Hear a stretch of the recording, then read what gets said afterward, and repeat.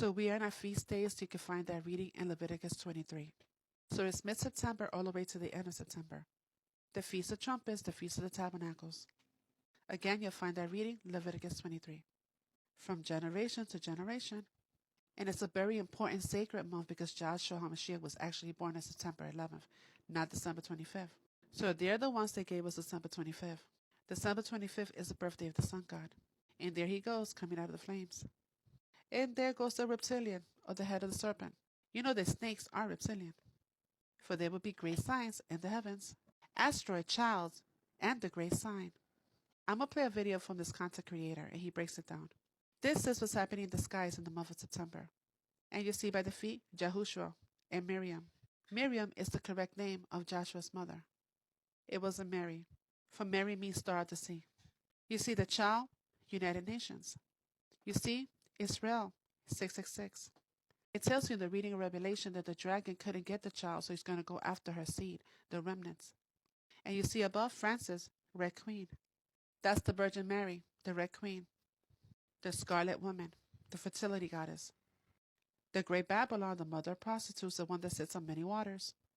They got drunk on the blood of the saints. Also, red is symbolizing war and bloodshed that's coming. Interesting the dates too. Remember the chart says United Nations. Join King Charles Sustainable Market Initiative during New York Climate Week. And this is starting in New York City. What dates? The 18th and the 19th. And I came across this the other day, and they're trying to say that these videos are fake. New York City approved the quarantine camps. Everything kicks off in America first in New York City. Since last year, I've been praying against these every morning to be canceled out, but they're coming. So right back to the signs in the heavens. So the book of Lamentation explains the fall of the northern kingdom. This one in particular is chapter 2. So Jerusalem was destroyed and we were led away into slavery. And we're not talking about that fake Jerusalem over there in the Middle East. That's a fake one. And this is from the reading of Lamentations 4:9. Our princes were lean and tan, the finest specimen of men. So we fell under the curses and lost everything. But when our time of exile is up, God's coming to collect his people. And you will find that reading in Isaiah 60. And at the bottom of this reading. And who are these who fly like a cloud to Israel, like doves to their nest? I have reserved the ships of many lands, the very best, to bring the sons of Israel home again from far away. And so pay attention in this video. One of the things that he says is, to lead up, bring up, offer, produce, put to sea, set sail. And again, these people never went back home. That's a fake man-made state that they created in 1948. The Zionists did. It's a political state. In fact, I'm going to play for you a video as well. The cleansing ritual. Yeah, I grew up in the islands. I know what this means. This is the cleansing rituals of the Brujas do. Witches. So Judah is the southern kingdom. And the indigenous of the Americas are the northern kingdom. For we match all the curses of Deuteronomy, not those fake people over there. Look up the Michigan relics, the Lost Luna stones from New Mexico, which happens to be the Ten Commandments written in Paleo-Hebrew. 800 ancient stones written in Paleo-Hebrew in my island of Puerto Rico. The Ark of the Covenant found in a cave in Panama, with Hebrew scrolls written in Paleo-Hebrew that mention the prophet Jeremiah and Aaron. In this video, you're going to see that he's also going to mention the city of Peru, because Peru was the Inca Empire, located behind the summit in Peru. In the scriptures, it tells you that when Jerusalem, was destroyed, then no one was going to live in that territory, that city ever again. And that's true. Nobody ever has, because it still lays in ruins. It was one of the largest empires of the world. And it also mentions the word troubles, because we're in Jacob's troubles right now. Notice that it's in Peru that they're being attacked by these so-called aliens every night. And Maui was burned down. And they are also tribal brothers and sisters. Jacob's troubles. So the woman clothed with the sun moon under her feet, and upon her head the 12 stars. The 12 stars represent the 12 tribes of Israel. Just coming to gather his children. It's the second Exodus. No rapture. In that day, Adonai will extend his hand yet a second time to recover the remnants that remain of his people. That hasn't happened yet, but it's coming. Like I said, this was a man-made state created in 1948. This was not the gathering of his people. Remember, it's a gathering, not rapture. Revelation chapter 12, verse 1. And there appeared a great wonder in heaven, a woman clothed with the sun and the moon under her feet, and upon her head a crown of 12 stars. And it's okay to agree to disagree, family. In 2017, September 23rd, the Revelation 12 sign, the 12 stars that they said that made up the crown, to me, is a extreme reach. If you zoom in Stellarium by her head, there's Virginie stars right by her head, numbered, all 12 of them. And more than likely, the 12 stars represent the 12 tribes of Israel. Verse 2, and she being with child cried, travailing in birth and pain to be delivered. Exactly what we're going through. And as you can see, the asteroid child is right there, coming out of the woman. Verse 3, and there appeared another wonder in heaven, and behold, a great red dragon having 7 heads and 10 horns and 7 crowns upon his heads. And that's an easy interpretation because we know that the United Nations represent the dragon. Verse 4, and his tail drew the third part of the stars of heaven and did cast them to the earth. And at the tail of the United Nations is the asteroid Didymos that NASA slammed into and changed its course. And it just happens to be in the woman on the Revelation 12 sign. And the dragon stood before the woman which was ready to be delivered for to devour her child as soon as it was born. And I'm feeling your Holy Spirit. All glory to you, Father. It's right there, family. The United Nations is 2 days ahead of the child. On September 19th, 2023, the dragon is standing before the woman, waiting to devour her child as soon as it's born. But that ain't happening. Verse 5, and she brought forth a man-child, who was to rule all nations with a rod of iron, and her child was caught up unto God and to his throne. And remember, family, he's the head, and we're the body. We make up the child together with Jesus Christ. And I'm juiced for Jesus Christ because I know that he's coming to get us, and this is the Revelation 12 sign. If you can't see his perfect design, his perfect painting, his perfect picture, wake up. Get out of the world. You're too far in the world. The heavens declare the glory of God. This is his handiwork, family. And you're about to be blown away. And as you can see, I did some more research on Lydia. And Lydia is asteroid 110. And in Strong's Bible Concordance, 110, the definition is immortality. Imagine that. This is beyond stacked, and you won't see anything like this in any other constellation. And I told you, right under Francis, which Francis is asteroid 2050, and in Strong's, the definition is desolation, abomination. And I told you, right under that is an asteroid called Red Queen, which could represent the woman riding the beast, the scarlet-colored beast. And I showed you there's a comet, 452P, right on her shoulder. In Strong's 452, the definition is Elijah. And there's a comet 321, blast off. And in Strong's Concordance, the definition is to lead up, bring up, set sail. And then there's comet 362P that means to await. I await, ones whose coming is expected.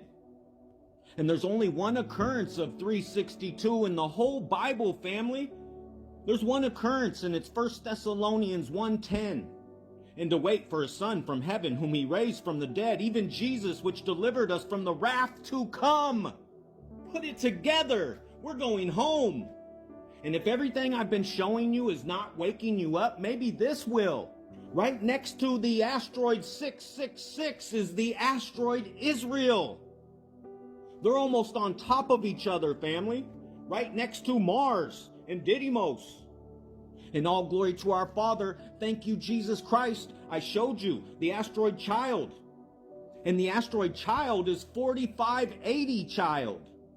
And in Strong's Bible Concordance, 4580, the definition is a cake, bread, feast.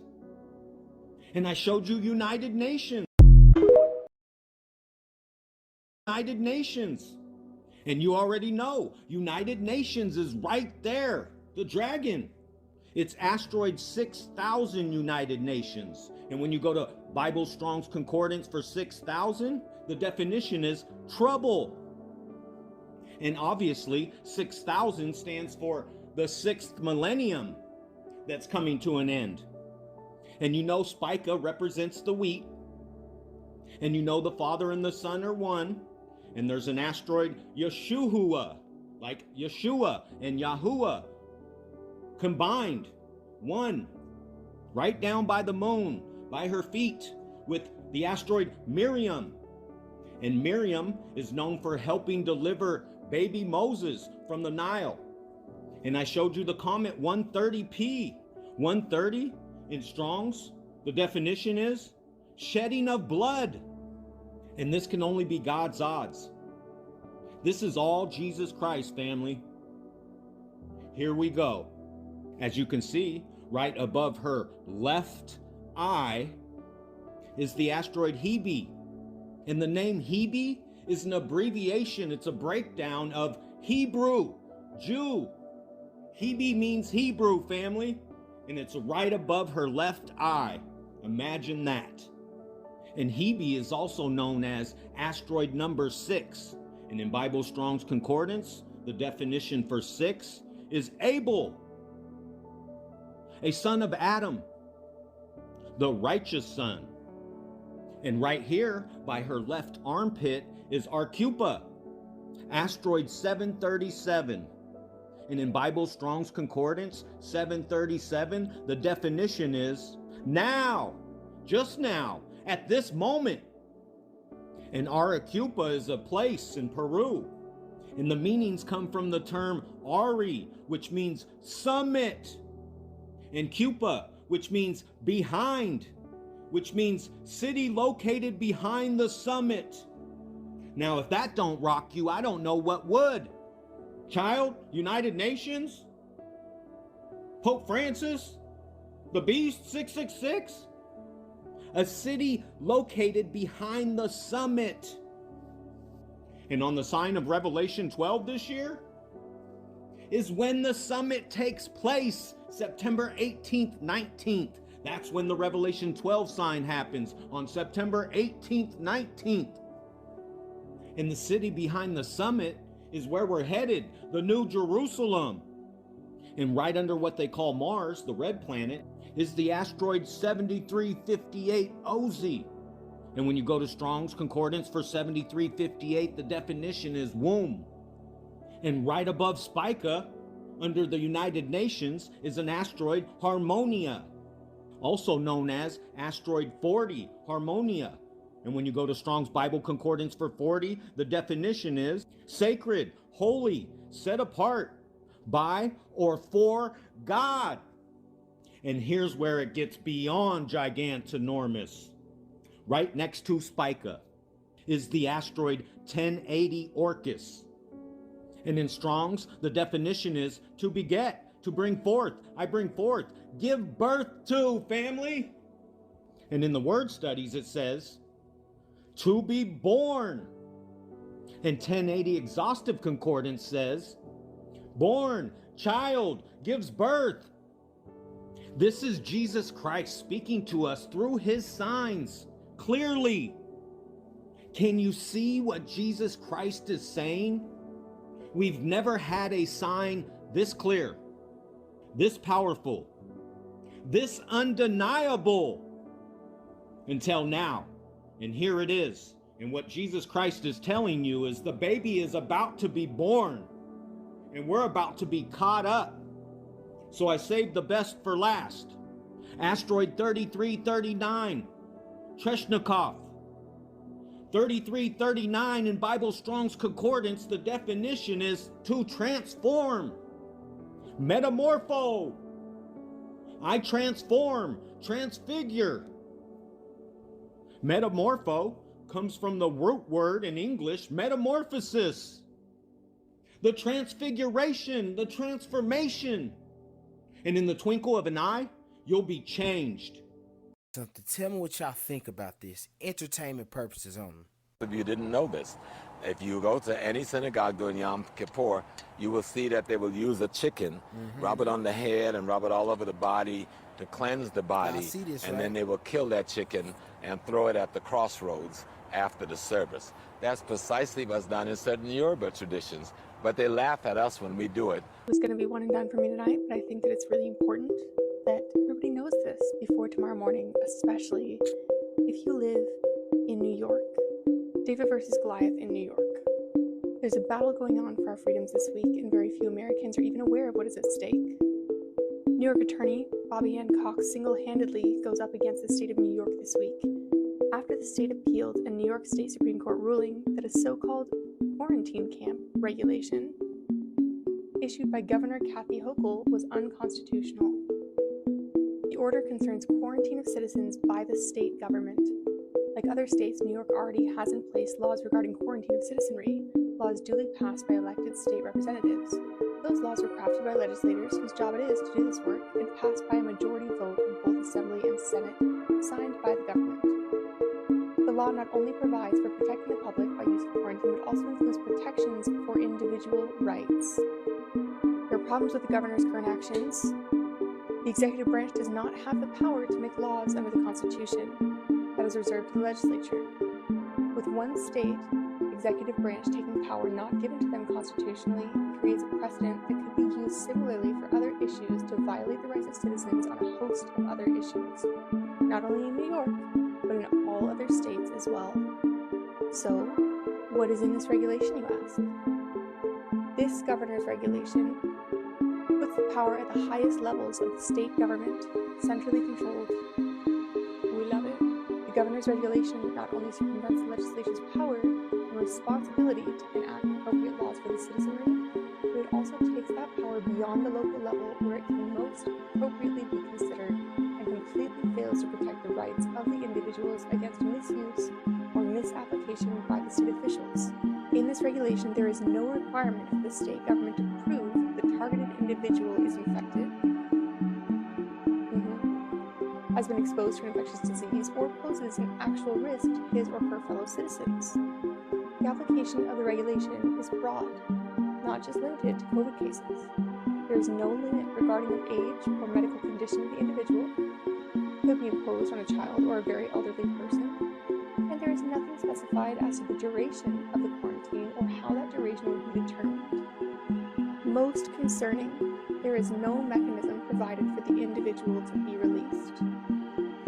During the initial court case, it was clearly stated that the only possible mechanism for release was for that individual to sue the state, unless the state officials decided to lift it of their own accord. Under the provisions of the governor's regulation, the state government can use law enforcement to forcibly remove citizens from their homes or businesses against their will, to place them in unspecified quarantine locations for an indeterminate period with no mechanism for release. I know you guys aren't okay with this. You just haven't heard about it, have you? I hadn't either. This terrible infringement on citizens' rights, however, does not stop here. It sets a precedent for more executive branch overreach. If it is not overturned in the appellate court, it will embolden other governors to make more forays into the realm of executive usurpation of the legislative branch of government. There is no doubt that those who take this type of executive action, as in the case of New Mexico, know that this is outside their scope of power within our governmental system. They also know that until someone files a lawsuit and prevails against them, they have a period of time when these executive regulations and orders will be in place. It is essential that the appeals court upholds the ruling in the case of this regulation by Governor Hochul for the good of all people of New York, but also for all of us in all of the other states. This passionate, articulate, brilliant lawyer is fighting for all of us, and Bobby Ann Cox has suffered for it. She has set aside her normal legal practice to pursue this effort and has been focusing solely on this case for an extended period. The work has been arduous, solitary, and to some extent, thankless. If she wins the appeal, there is no financial benefit to her or any of the plaintiffs. She has not had assistance from her other colleagues in New York fighting for this battle. And because it has to do with the complexities of the legal system, it gets little coverage in the media. Shocker. No public outcry has occurred. No groundswell of support for her work has happened. And while many are supportive of the great work that she has done, and were so relieved when she won the case in